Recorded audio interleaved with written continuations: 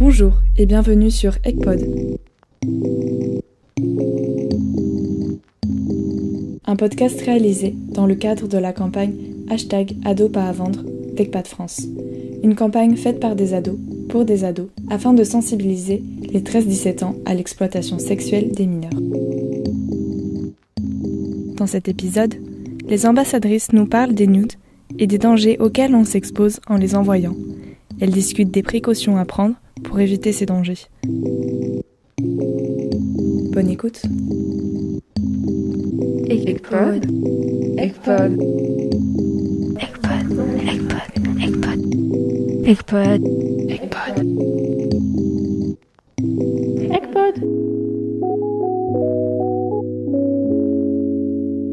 Bonjour à toutes et à tous, je suis Inès et je suis avec Charlotte, Lina, Kenza, Lilia, Djeneba et Julie.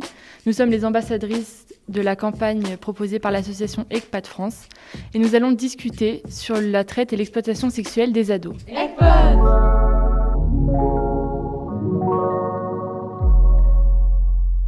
Maintenant, nous voulons parler des risques qu'il y a avec les réseaux sociaux.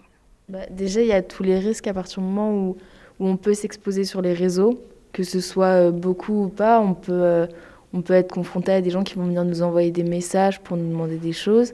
Et plus on va se montrer sur les réseaux, plus on va recevoir des messages de personnes qui vont nous demander des choses. Et c'est pour ça qu'il faut faire attention, entre guillemets, aux réseaux. On ne sait pas qui est derrière son écran non plus. On ne peut pas envoyer n'importe quoi. Voilà. Avec les réseaux aussi, il y a toute la possibilité de garder des traces et du coup de pouvoir faire du chantage avec notamment le revenge porn. C'est du chantage à base de nudes, donc de photos nues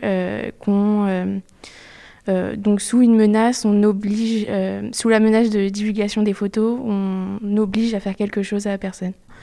Et du coup, ça fait une raison de plus d'obliger à continuer et on est bloqué encore plus.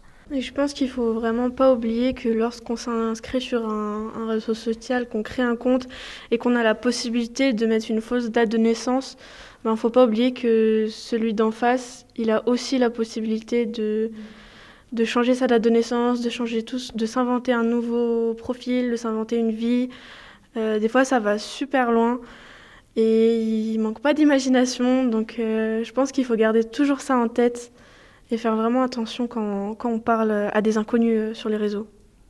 Pour moi, il y a plusieurs cas de figure. Tout est différent, mais je pense que quand il y a un envoi de photos, que ce soit par amour, même si on est amoureux, entre guillemets, il faudrait essayer de penser au fait que l'amour, ça va peut-être pas durer tout le temps, que si la personne, après, c'est une séparation qui est tendue, la personne, elle peut reprendre les photos contre nous.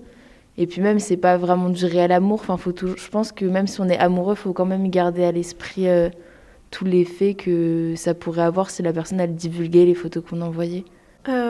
Moi, je condamnerais pas l'envoi de nudes parce que chacun fait ce qu'il veut. Les nudes, ça peut aussi être une manière d'exprimer et de se libérer de certains complexes. Il y en a même qui en font sans l'envoyer, mais qui en font juste pour eux et pour accepter son corps. Et quand la période d'adolescence, c'est pas une période facile dans l'acceptation de soi. Donc moi, personnellement, je ne condamnerais pas l'envoi de nudes. Par contre, il faut faire attention si on l'envoie, à qui on l'envoie, mettre des règles avant de l'envoyer avec le partenaire, s'assurer qu'il ait de confiance. Voilà, il faut prendre certaines précautions avant de le faire, vérifier qu'il n'enregistre pas.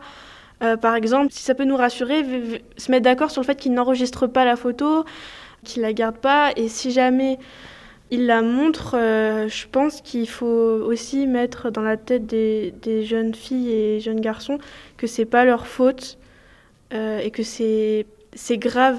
Et que le coupable, ce n'est pas eux, ce n'est pas celui qui a envoyé les nudes, c'est celui qui l'a partagé. On n'est pas en train de condamner l'envoi de nudes. En France, on est libre, on fait ce qu'on veut.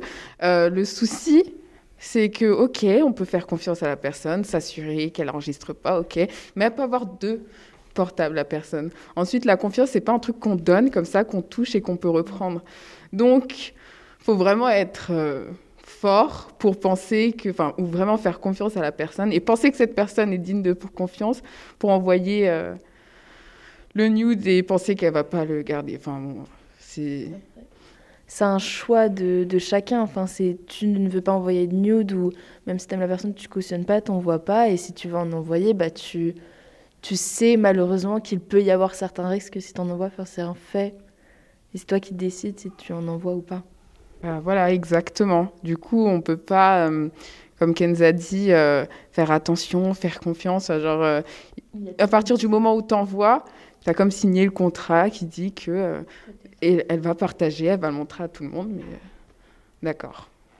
Comme Kenza l'a dit, si une personne partage les nudes, c'est pas la personne qui les a envoyés qui est en tort, mais celle qui les a partagés. Il faut se dire que malheureusement, et ça devrait pas être normal, on doit se dire que peut-être la personne va les repartager et on court le risque, mais c'est pas nous qui sommes en tort. Mais en fait, ça peut ne pas être le copain ou la copine qui le reçoit, qui les partage, mais ça peut être même quelqu'un qui est sur le compte de votre copain ou de votre copine. Donc en soi, je pense que les couples qui décident de s'envoyer des nudes, ça me choque pas plus que ça. Parce que si t'aimes la personne, je comprends que tu lui fasses confiance. Mais c'est le fait que même Instagram, quand t'envoies une photo, ils peuvent avoir accès à la photo. Donc les risques sont plus grands.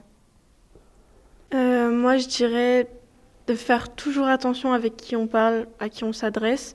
On peut pas toujours être sûr à 100%, sauf si on en appelle directement avec la personne et qu'on dit « c'est bien à toi que je parle ». Il n'y a jamais de certitude, mais essayer de mettre toutes les chances de notre côté, essayer de ne pas parler avec des inconnus, essayer de vérifier à chaque fois l'identité de la personne. Si on ne connaît pas forcément la personne directement et qu'on voit qu'elle est amie avec des gens qu'on connaît, vérifier avec ces gens-là que c'est vraiment la bonne personne, que c'est quelqu'un de confiance. Voilà.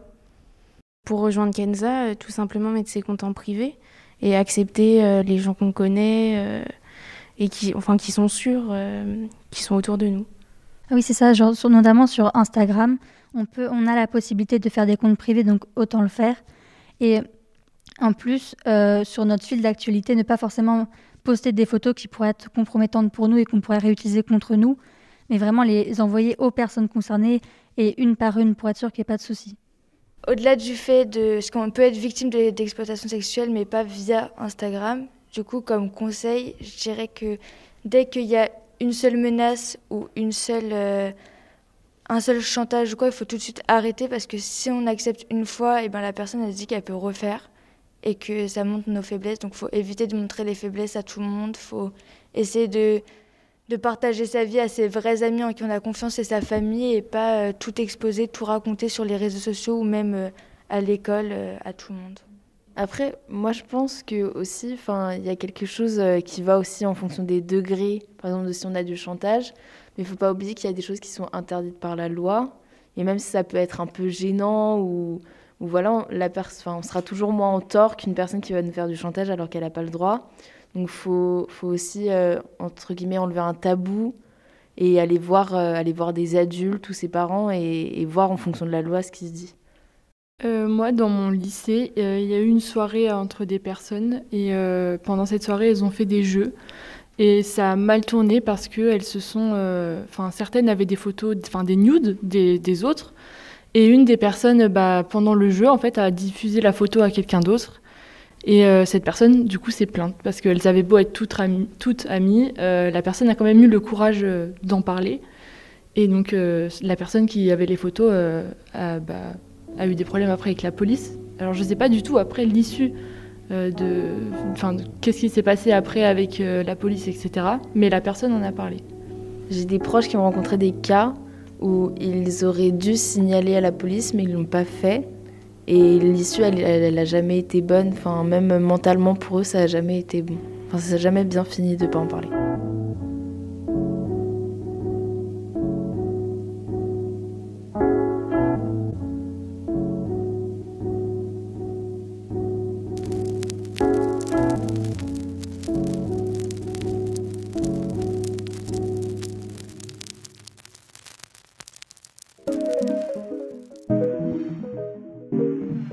Vous avez écouté ECPOD, un podcast réalisé dans le cadre de la campagne #ado pas à vendre d'ECPAD France, en partenariat avec les associations Radioactivité et jouir.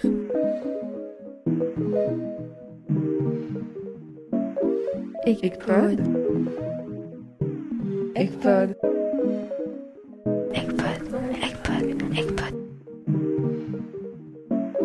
Egpod.